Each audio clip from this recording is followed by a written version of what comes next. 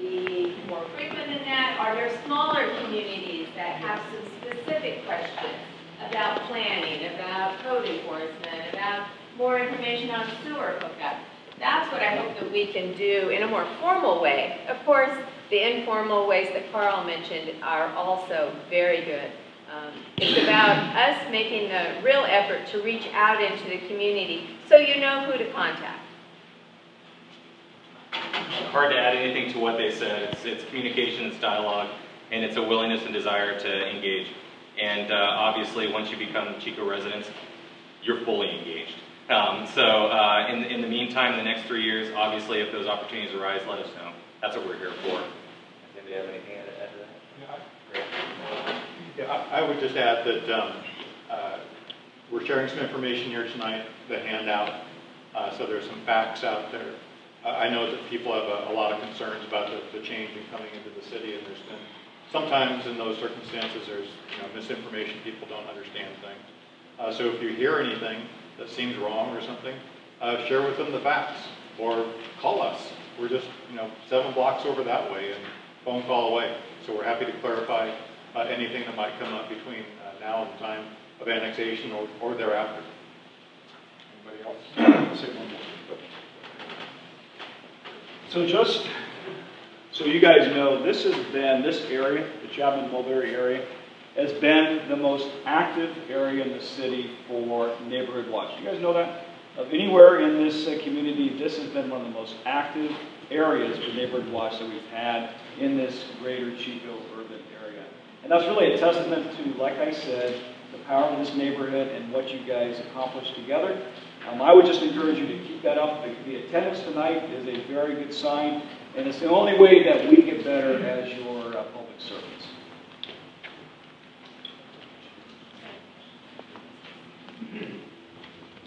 I haven't seen any Neighborhood Watch signs that are posted, so is it a formal Neighborhood Watch plant program that you have, or is it just neighbors that are working together to watch?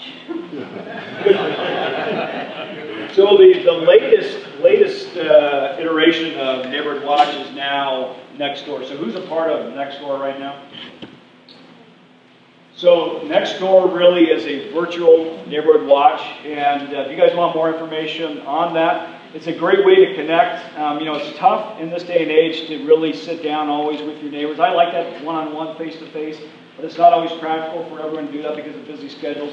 But Nextdoor allows you to communicate with a neighborhood group virtually through your computer, and it's a great way to share information with your neighbors, but it's also a great way to share information with your police department. So we have right now in the city of Chico about 10,000 people that are part of Nextdoor currently.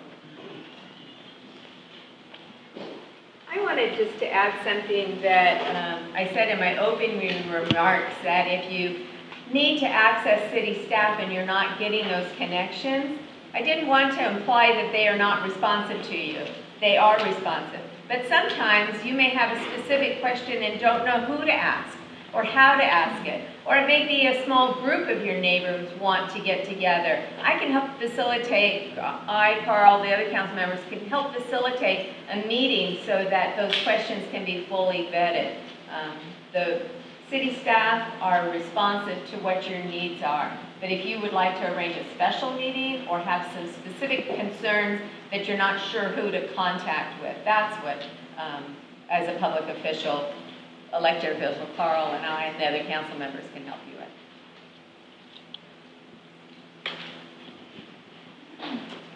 Okay, our next question. Will the city attend to the desire of Chapman residents to keep industrial developments out of the neighborhood?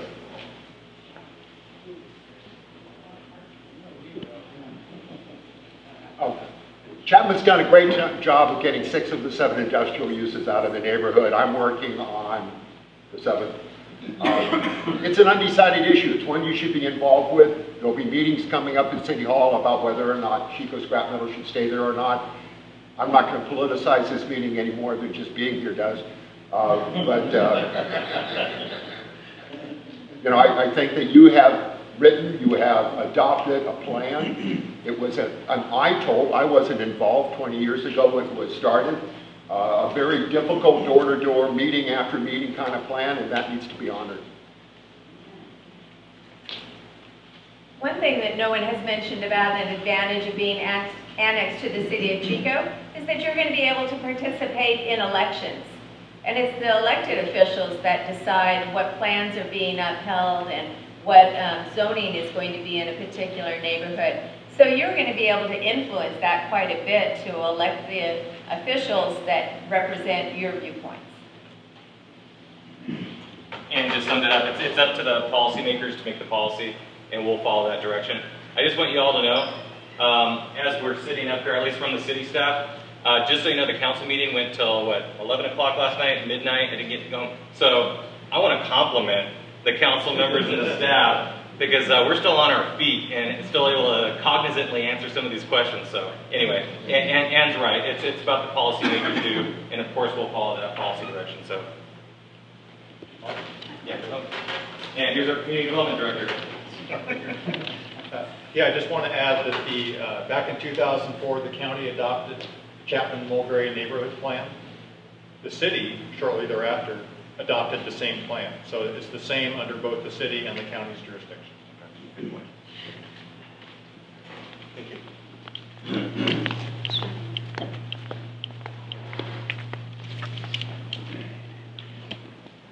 Ann, I have a question. You're saying about voting. When we voted, I voted for the council, so I don't understand what you're talking about voting. Well, you must be a city resident then. I'm sorry? You must be a city resident already. I'm in Chapman Town. I don't know. She's on Lolita and 12. That's city. Oh, okay. So you are already, You already want to. You already had it. You're one of them.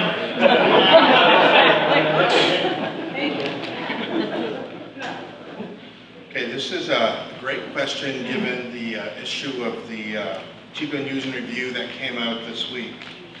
What are your plans for safe, separated paths for non-motorized traffic?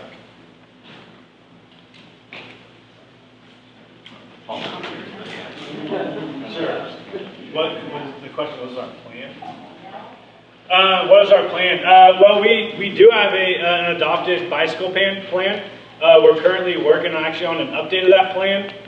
We've had several community meetings, and so that's continually ongoing.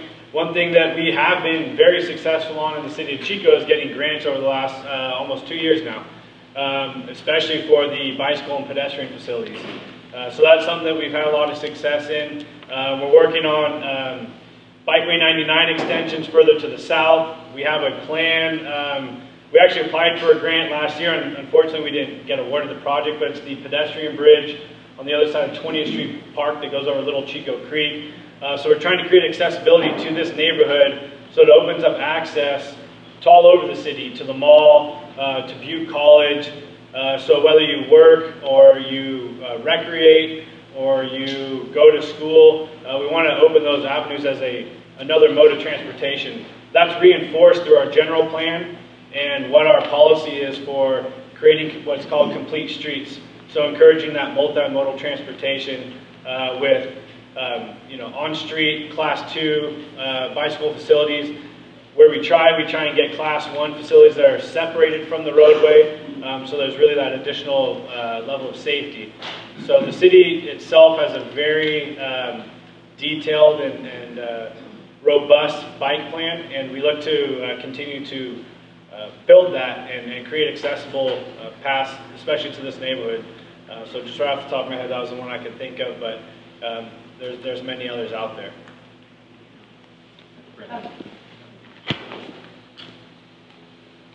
one of the other roles that I play is that I'm the president of Chico Velo Bike Club, and our executive director has been working really closely with Love Chapman in our Safe Routes to School program so that the kiddos can get to school safe. We have recently, the city of Chico has recently achieved gold status from the League of American Bicyclists. There are bronze, silver, gold, and platinum. So we have moved up, now we're at gold, which reflects the city's continuing efforts to make improvements in bicycle pedestrian infrastructure. What's good for a bicyclist is good for a pedestrian.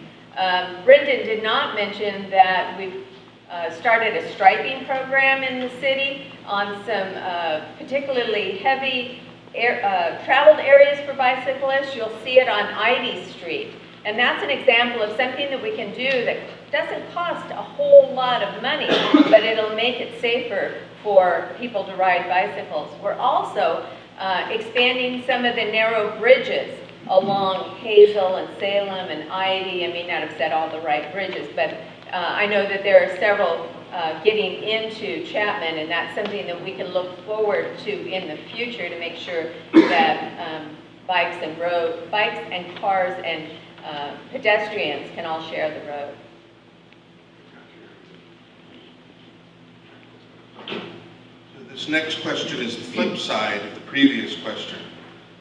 And the question is, what plans are in place or what will be done about the speeding cars on Boucher Street?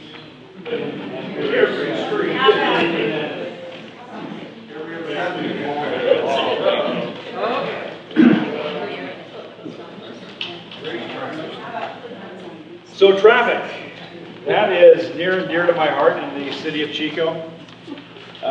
Anyone that drives around our city streets, I think, will all attest, and not just on Boucher Street, not just in Chapman Town, but anywhere, almost anywhere in the city of Chico, we have a real traffic problem. Last year we had 7 fatalities on our city streets alone. City streets alone. 2 more died just outside the city limits, just northwest of town. And that's not even counting all the injury accidents that we've had in this community. So, as part of this year's budget, if it gets approved in June by our council, we are asking for 3 police officers. 2 of those are going to start a traffic unit, which we have not had in the city of Chico for a long, long time. And after seeing those fatalities, after seeing the number of DUIs, you guys heard about the CHP officer that was struck, not by 1, but by 2 DUI drivers just east of Chico on the Skyway. 2 DUI drivers within a matter of minutes. Fortunately, he escaped serious injury. The other people were not seriously injured. They seem like they're going to be okay. But that's a real problem in this community. So adding the first steps in a traffic unit, if we get the budget passed, will go a long way in dealing with a lot of these traffic issues. And for me as chief, it is one of the most important ones. Like I said, we had 7 people die in our city streets this past year, so it is near and dear to my heart.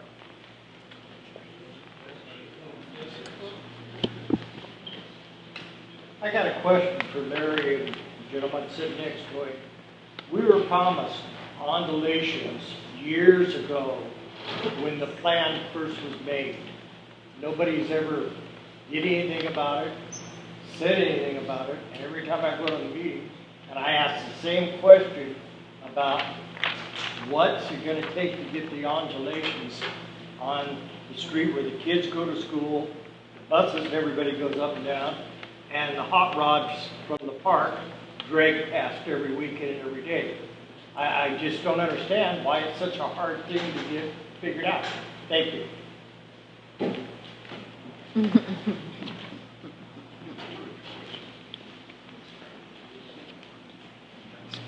As the police chief knows, the undulations problem is an interesting one, and it involves Caltrans as well as the local jurisdiction of both county and or city. And so just saying we want undulations put in doesn't make it happen. It has to go to the paperwork. Pardon? We already did the paperwork. Okay. See me afterwards, and I will get you further information on that through our Public Works gentleman, Dennis Schmidt. I'll add one thing in terms of traffic. We have a neighborhood traffic program. So you can go on the city website, go into the traffic engineering page, and there's a neighborhood traffic program. So if you're experiencing issues, we go and we'll do a site evaluation, and we'll look at, see if there's some traffic calming measures. like Councilmember Schwab mentioned, on Ivy Street, we're going to be doing a reduced lane width with a buffered bike lane. So traffic calming measures is one aspect you can do, is reduce lane width. We also work very closely with police department in certain aspects. We can go out and put out the speed feedback signs, and that helps us monitor speeding and do traffic counts and get the feedback on what the speeds are going through a certain neighborhood. So that helps us manage that as well. If that's something that you're interested in doing, again, you can go to the city website, traffic engineering page for that as well. What's that? Yeah, and well, some parts are currently in the city. So, yeah. So just real quick, the three things that really impact traffic issues are engineering, enforcement, and education. Those three things in combination really do make a big difference. I would like to say that on Boucher Street, I'm just 2 doors down from the store. We have people speeding by there, even though the 25-mile-an-hour signs were put up, which did help initially.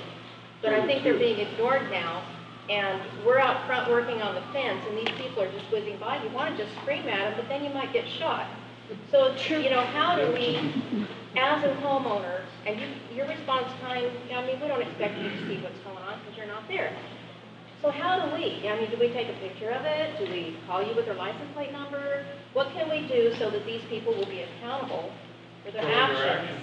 So if you have a time frame when this is occurring, so just to bridge the gap until we are able to, and hopefully able to staff a traffic unit, we are putting out traffic units, motorcycles, every single morning.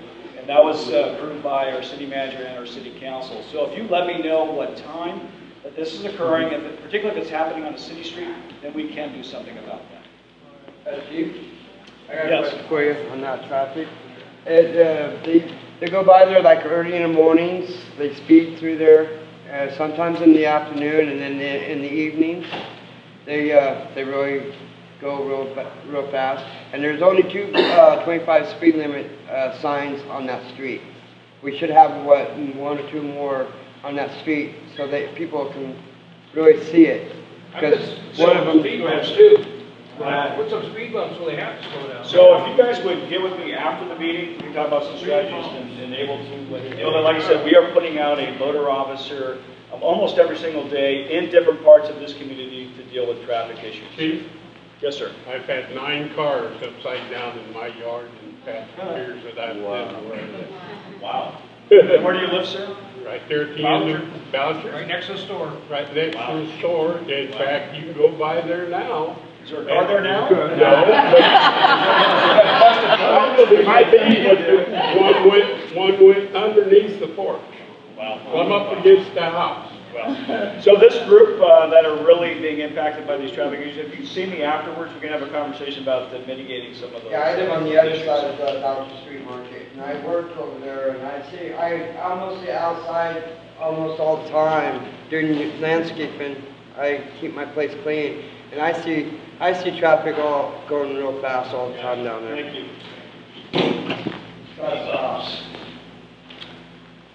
Okay, these are 2 separate questions, but they are 2 halves of the same coin, so I'll ask them together. So the first question is, would present building codes remain or change? The follow-up question to that is, what will Chico do or not do about existing structures not built to current building standards? I'm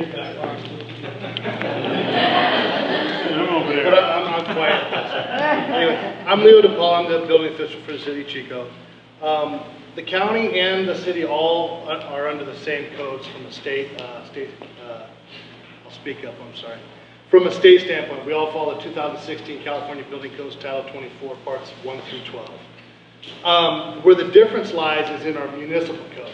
And those are the local ordinances we put in place. And they do vary a bit. That's why these meetings are so important early on, because we'll have to study the differences between the two and come up with strategies on how to move forward. There are definitely some differences there. it's not like the day you're annexed, boom, things are going to change. There's a transitional period. We have to come up with the strategies, working with you on how we're going to move through that through those times, and try to transition that. And hopefully, between your input to us as to what your concerns are and educating yourselves on what those local ordinances are, you'll come up with some ideas on how we can help with that, and then we're going to do the same thing, and we'll be able to have some good back and forth on what is an equitable situation and how to move through that in a fashion. There are some things that will need to change, but there's a time frame that we need to work into those things with. But all the base codes are the same. It's really the local ordinances that differ between the county and the city. Well, I knew years ago, I'll give it to you. They already gave no. I'll give it to you. I knew years ago there used to be block grants that can be applied. There also used to be grants that people could apply to help people over a certain age. It seems like none of that gets done anymore. So maybe everybody needs to get together and see what the neighbors and the people could come up with the agencies that could help do some of this. I would like to see that. Thank you. I'll give you my number, then I'll speak to that. My number is 879. It's another one of those one numbers. 6701. I run both the building department and the code enforcement department under the community development. Marie Demers is our housing manager. She handles all the block grant money and how that goes. There's a lot less these days than there was in the past with RDA going away, but there's definitely there are things out there. And there's also a lot of rebates and that kind of thing through PG&E and that stuff. That's just educating people. You'll find on our website in the building department we have a lot of useful links on there. One of them is the PG&E rebate and that sort of thing. And it's just, I think, getting together and finding ways. It's not the small ones, it's the biggies that we need to find a way to transition through so that it's not a shock and we're able to help mitigate those. You know, there should be no pain. It's going to happen over a course of time. Yes? Why can't I, as a homeowner or a renter in this neighborhood, expect a knock on the door to inspect my property and make sure it's up to code? Is that what you're implying? No, not at all, actually. If it's something from a nuisance standpoint, you were talking about tall weeds earlier, vehicles that have been there and haven't been driven for a long period of time. A lot of trash that might have rodent harborage, that sort of thing, that are out, and it's not just to your lot specifically, but it's affecting community. Code enforcement does do routes on those. As far as building standards, that sort of thing, typically they're triggered either by a complaint from possibly a neighbor or someone, or if you're doing work on a home that we're out there, we're seeing something that we may bring up an item that we see. We typically don't like to punish old work. We try to deal with what's current. But if it's a health and safety code issue, if there's, if it's something that's substandard housing, or if it can affect the neighborhood as a whole, then there may be code enforcement actions by code enforcement officers. But typically it's brought on by new building or a complaint. We're not chasing them down. Typically it's mostly complaint driven. You had a question? Am I not speaking?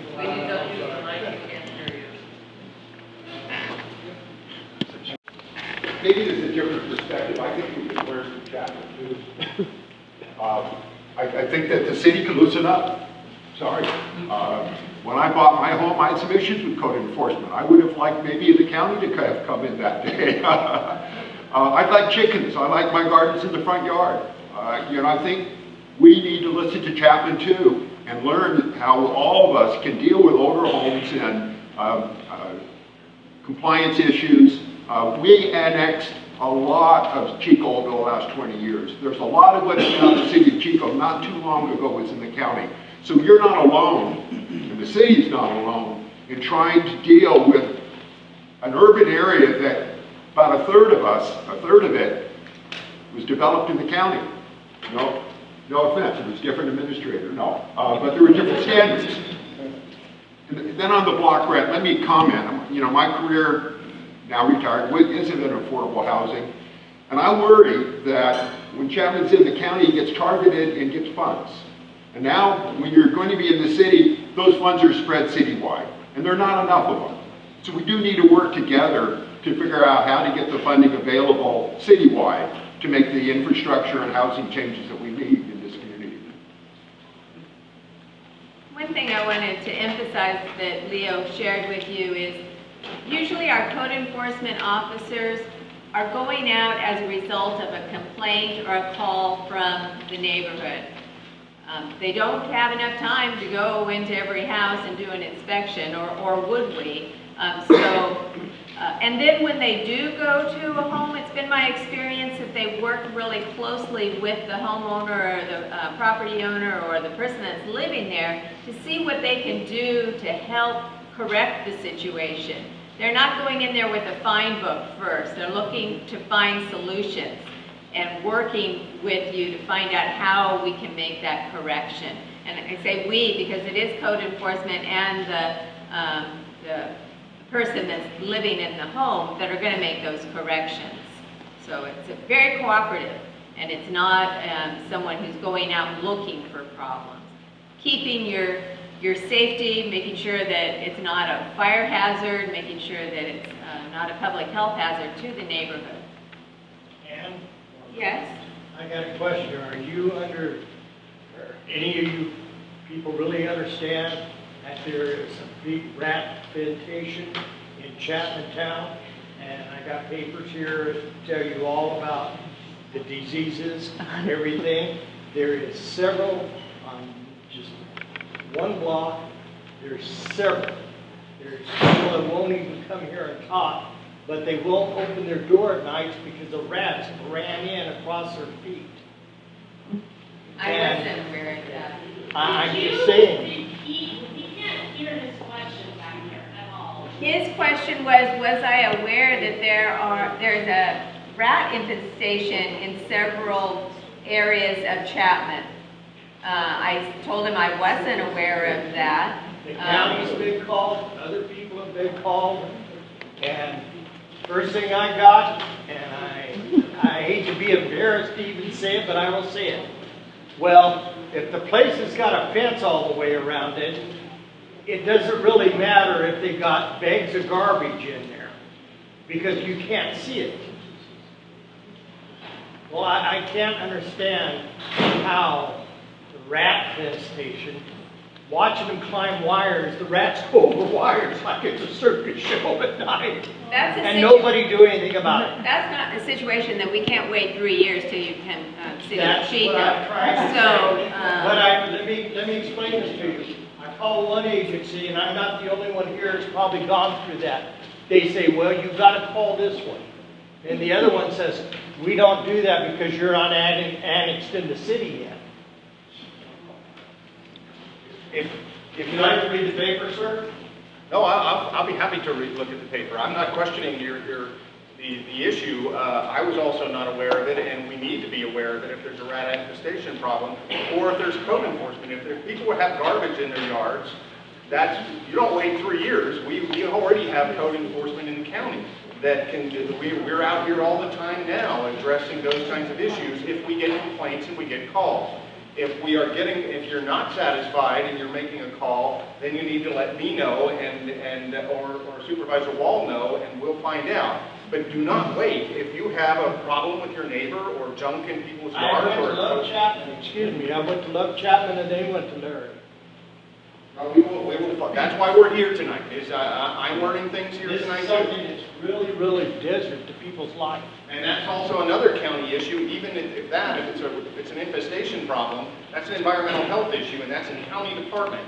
And in fact, one of the things folks need to realize is even after the annexation, certain services are going to be transferring, whether it's public works or police or fire, and even that we're going to continue to work cooperatively. But the county isn't going away. We're going to continue to provide environmental health services, ag commissioner services, jail, social services. I mean, we're still here. You're still going to be part of the County of Butte, and we're still going to be around. And so we need to make sure to have a relationship with this community well after the annexation occurs. And things like infestations are things we need to know about under any event. But if you have a problem with code enforcement or people not taking care of fire issues with their lawn or something, we need to know about that, and you need to call county code enforcement.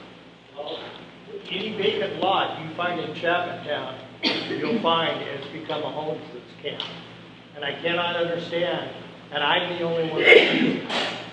I cannot understand. Like I said, I'm not the only one here, I'll bet you, that feels like if we call or say anything, we don't get nothing done. It falls on deaf ears.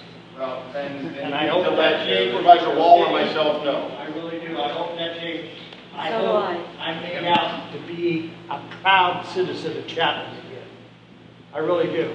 Because I'll be truthful with you. I got so fed up I was going to sell my house. I couldn't find a real estate agent because I know a lot of real estate people in this town.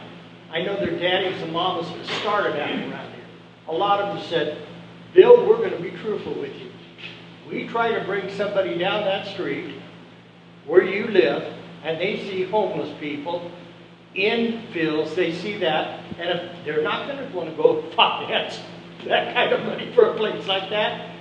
I live next to a school, I live next to a park. That should be a prime piece of real estate. But let me tell you a little secret. I would be lucky if I could get anything out of it. Not know somebody on this panel wants to buy it right now, I'd be more than happy to discuss that.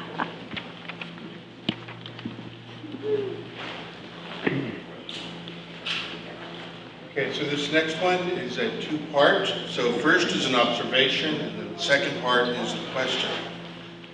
Here's the observation. There are large pools of water that build up during the rainy season around the neighborhood. Lake Chapman. And here is the question. Will drainage issues in Chapman Town be addressed by the city after annexation?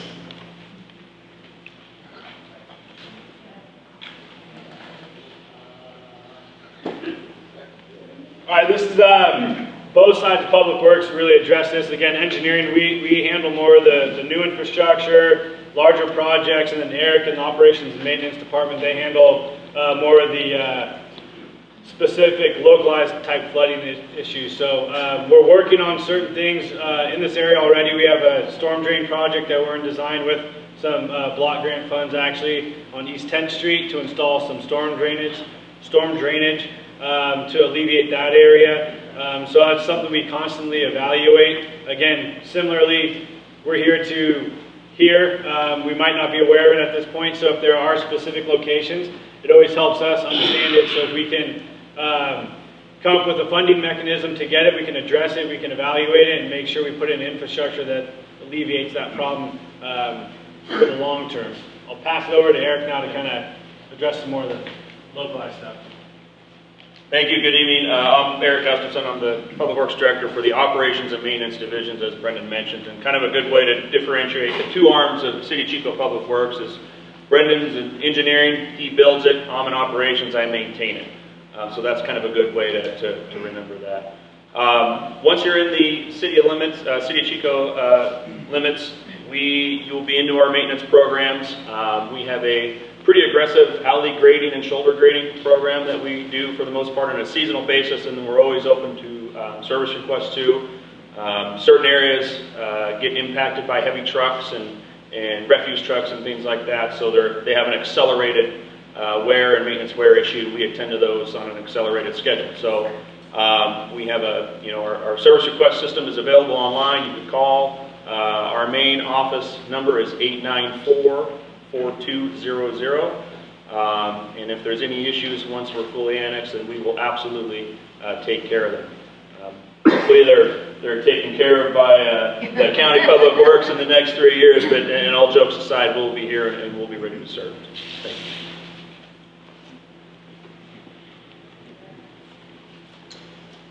This next question has two dates in it, so I'll repeat it. Will Chapman residents be able to vote in Chico City elections in 2018 or in 2020? You can correct me if I'm wrong. It's 2020 by the current timeline. A personal opinion, my understanding from the county is that the city can accelerate that.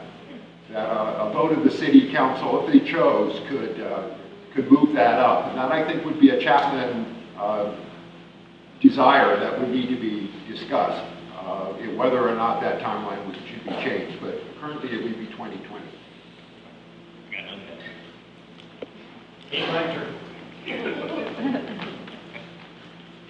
All right, our next question. Why has it taken so long for annexation to happen? And why should we believe it will actually happen in 3 years from now and that we will no longer be in limbo?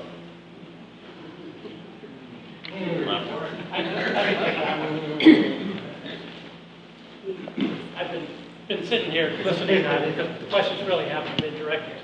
My name is Steve Betts. I'm with the Local Agency Formation Commission, also known as Butte LAFCO. We're an independent agency. Our commission consists mainly of elected officials.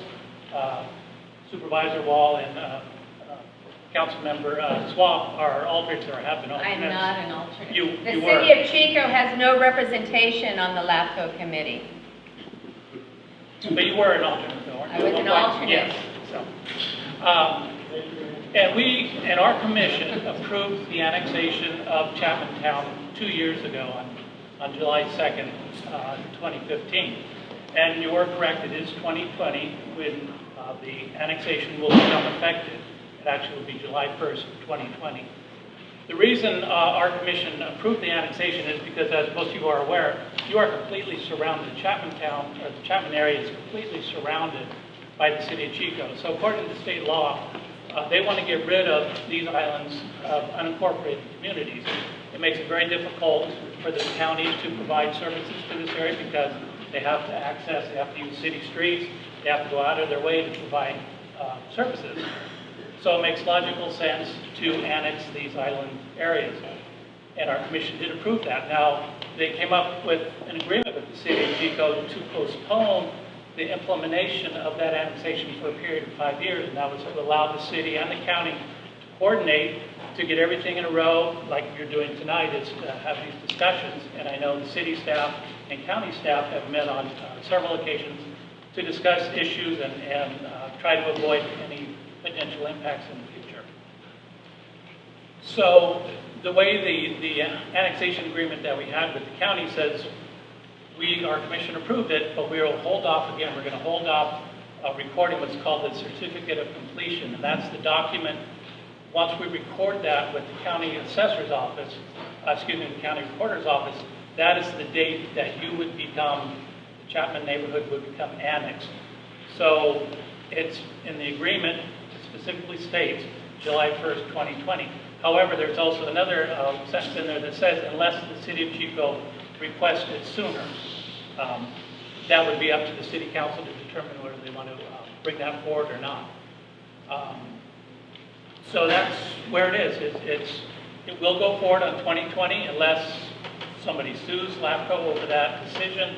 It's already been 2 years. Nobody has filed any kind of lawsuits. I don't think that's going to happen because our commission follows state law in approving this annexation. They have 5 years to try to get everything together. So there's nothing going to hold it up that we're aware of. So it will happen on July 2nd. Our executive officer will go down to the county recorder's office and record that document, and at that point, the Chapman neighborhood will become a part of the city of Chico. Yes? Is there any record of the conversations between the city and county that we could go and look at and see what they're talking about and have a better idea of what, of the process? I'll have to defer to Paul. And the conversations that we as staff are having, we meet fairly regularly just to talk about the same issues that you're bringing up tonight, quite frankly, just to make sure that things aren't falling through the cracks, sharing issues that things that we're seeing happen in the community, hearing about issues. So it's mainly staff to staff. We don't keep copious notes or anything else of that sort, but certainly there's no secrets or anything. And in fact, that's part of the reason for these kinds of meetings. We're hearing what's on your mind, and probably what we'll do the next time we get together is talk about this meeting, and are we doing things correctly? Are there better ways we can transition or make improvements? Listening to some of the comments that we're learning tonight, and that's why we are here. So I think, but anything official we don't have. There was numerous public hearings during at the city council during the annexation itself, where there was you guys had several public hearings on the annexation and the issues that came up then. Yes, sir. The city doesn't have the money to go ahead and annex us ahead of time, do they? I would like that answered. As I present a budget to the city council at this point in time, no. Thank you. However, as soon as we do, I'll be sure and let you know.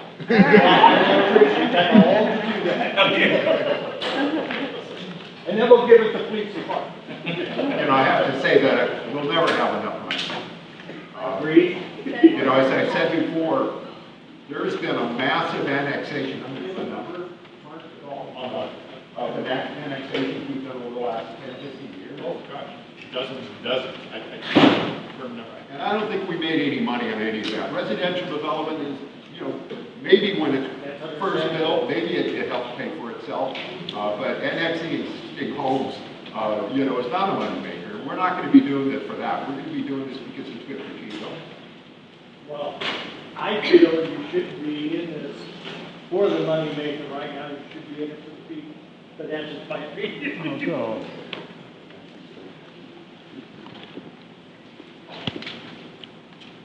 Once Chapman is annexed into the city of Chico, we need to make sure that we have the level of service for Chapman as it is equal across the community. It's not that you're the last ones in, so you're going to get the last amount. We're going to be spreading it out throughout the community. So your needs for road repair will be on par with another neighborhood. It's not going to be, oh, Chapman's here, you're number 100, you have to wait. It's going to be throughout the community. So you need to be serviced at the same level as all of the rest of the community. I think that's an acute point. I think that your council members here, your future council members, made a very, very important point. Let me tell you where we came from. I got here 4 years ago. The city was really in dire straits. We have miraculously turned the ship around. And because of the elected officials that are in office now, and because of the staff that's been willing just to push hard, now that we've been able to pay off that huge deficit, we're starting to rebuild reserves. So by the time this annexation takes place, we should be sitting in a good spot. And it will never be perfect. The world today has changed. The resources that are out there are limited as compared to years past because of a number of reasons. And I could go through all those, but we don't have time. Needless to say, we will be in a much better place a few years down the road. But if it's the council's decision to move forward earlier than that, we'll be ready for that too. So. No, I agree with you wholeheartedly. The city's a lot better off than it was. Not just 4 years ago, but I don't want to get into how many years I get followed. I agree with you 100%. I got a really stupid question. Why does it cost money to go from annexation into the city? Why don't you just sign a piece of paper saying it's done? Service provision. Pardon? It's just the service is provided. The question, just so everybody knows, is why does it cost money to transition from one entity to another, so from the county into the city? It's basic service provision. So currently the county provides those services. The revenue that they generate from property tax, sales tax, etc., is into their general fund and other funds. The city, when it transitions to the city, has to come out of their general fund and other funds. So that's the bottom line. There's just a cost associated with service delivery. That's all. It's pretty much that black and white. So Butte County is not going to have the money once we move into the Correct. city? So then once it's annexed, property tax.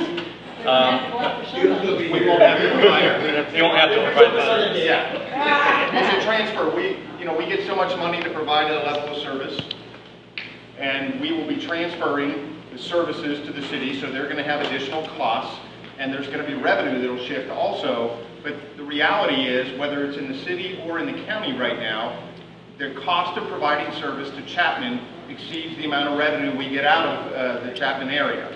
That's just a fact, and it's going to be the same for the city of Chico. Because basically the cost of service, as we've mentioned, almost any residential neighborhood, I think it was mentioned earlier, the cost of services is higher to provide services to you know, people want parks, they want services, but we don't get sales tax out of residential communities very much and things of that sort. So that's just the cold hard reality of municipal government, that providing services to residential communities is generally more of a service or a expenditure, costs more than we bring in revenues. And the city is going to get now those responsibilities. They're going to get some revenue for it, but probably not enough to make them whole the same way the county hasn't been really making them whole for decades. I didn't write my question down on a card, so forgive me, but a lot of the problems that have been discussed this evening are problems that we had hoped to correct when those of us who participated in the plan for our community developed that plan, the traffic calming, the valley gutters. I mean, there was a whole laundry list of stuff, and blood, sweat, and tears went into that to try to solve a lot of these problems.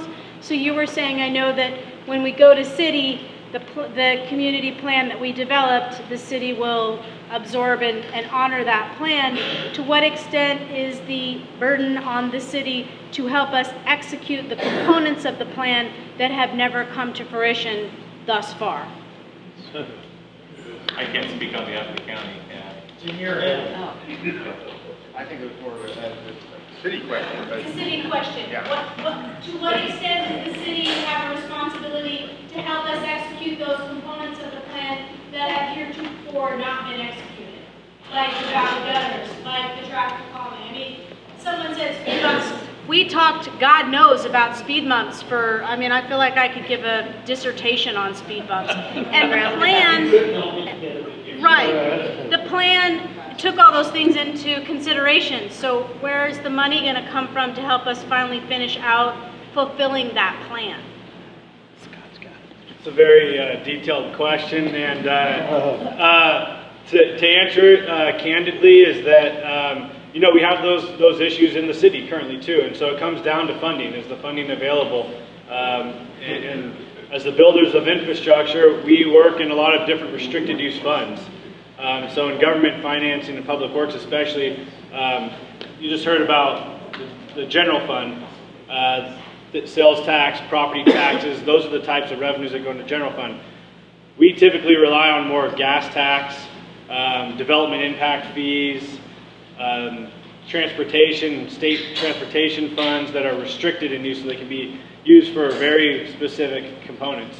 So there's restricted uses in there, and so we're limited in what we can do. We can't just prioritize projects and say, yes, that is a priority. A lot of it depends on the funding source, because it's very complex. But again, we're here if there's specific questions, and I think I can speak for Eric too. You know, our service request system, if there's specific situations, specific instances, that's a way to get into our system and get on the books essentially, and make sure we have it as a reminder and in our system that it's an issue. So as opportunity comes up, we have a holistic view of, hey, if we do have 10 areas nearby, we might go address that whole area just because of the effectiveness and efficiency of having multiple situations that need to be corrected in a small area. Okay, so the point being, the more you know about these issues and where they are for us, the better positioned you will be to help us solve them when we are in the city. Correct. Okay. Yeah, and the unfortunate reality is it doesn't happen quickly because, again, the restrictions on all the funding sources we do use, especially for new infrastructure. Hopefully that answered the question. Yes. Okay, we are running out of time, so there's going to be one last request, and let me finish, please. And so this will go to each one of the panelists. I want to remind people that if your question was not answered this evening, there are two things. Number one, there will be more planning meetings, there will be more forums that will be hosted as we get closer to July 1st, 2020.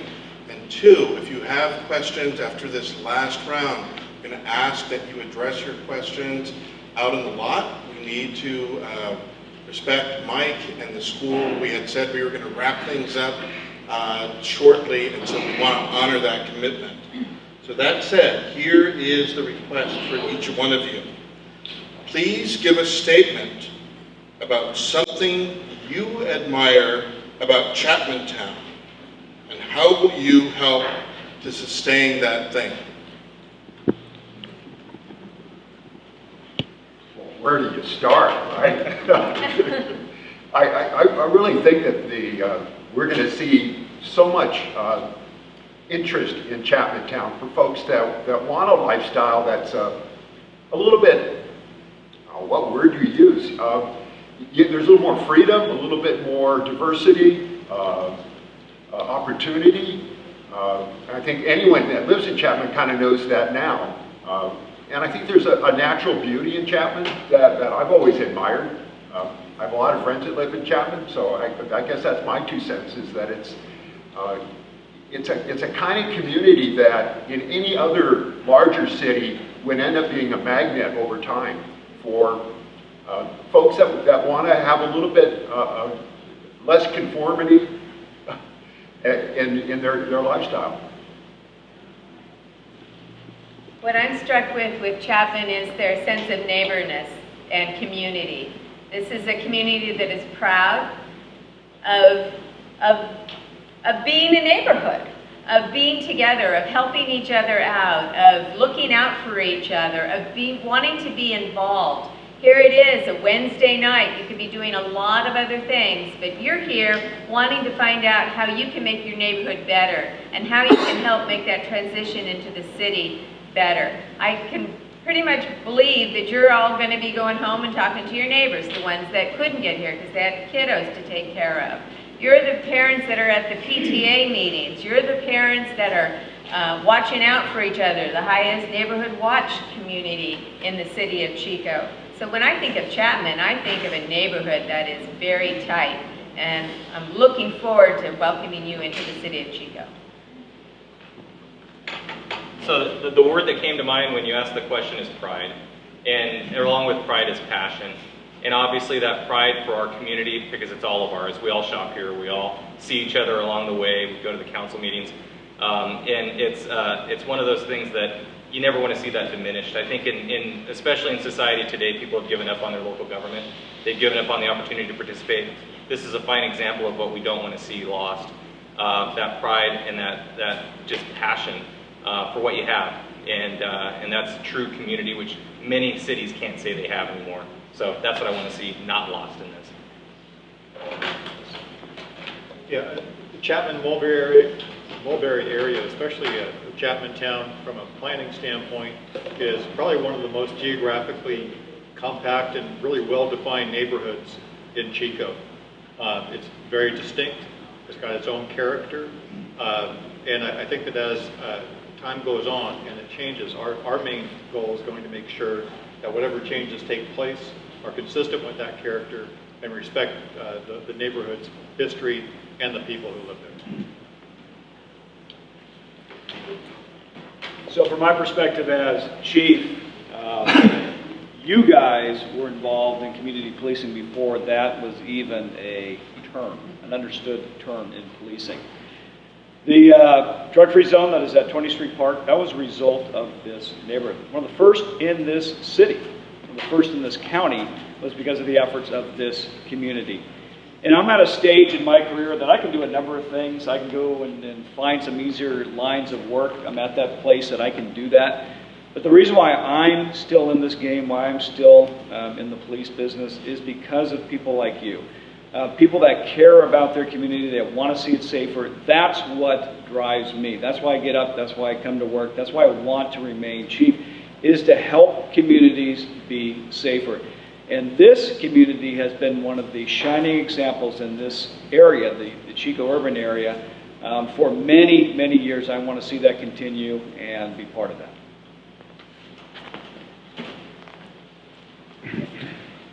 When I think of the Chapman neighborhood, what I think of is community and caring.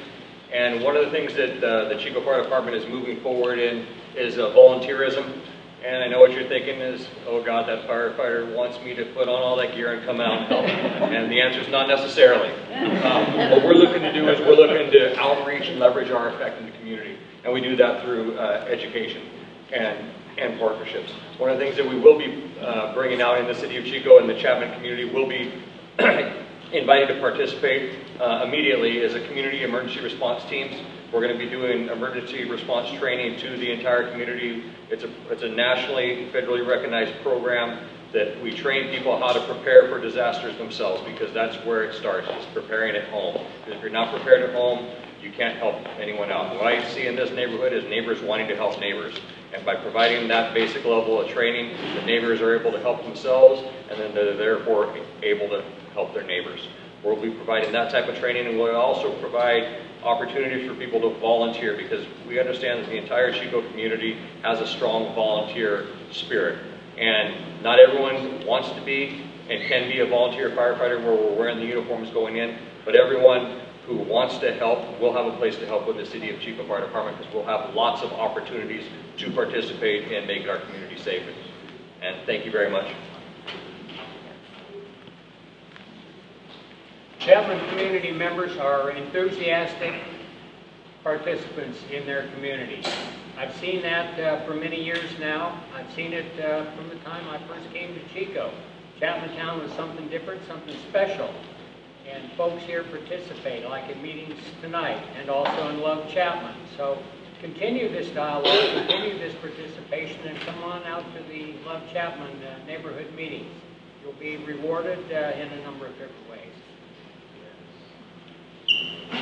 I don't have a whole lot more to add, other than I have probably been over the last 28 years to I don't know how many hundreds of community meetings.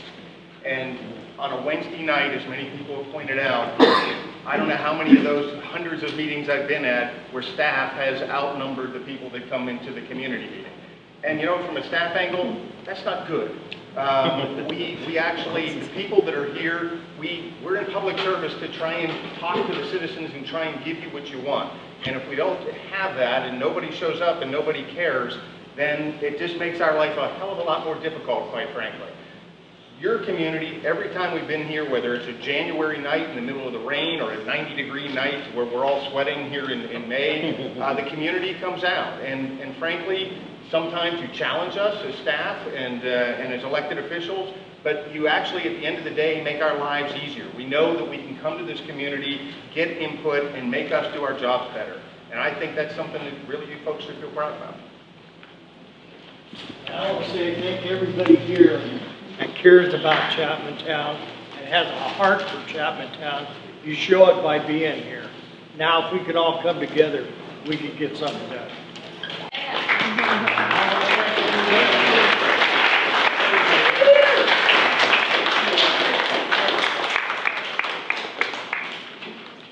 Nobody piggy, please come over.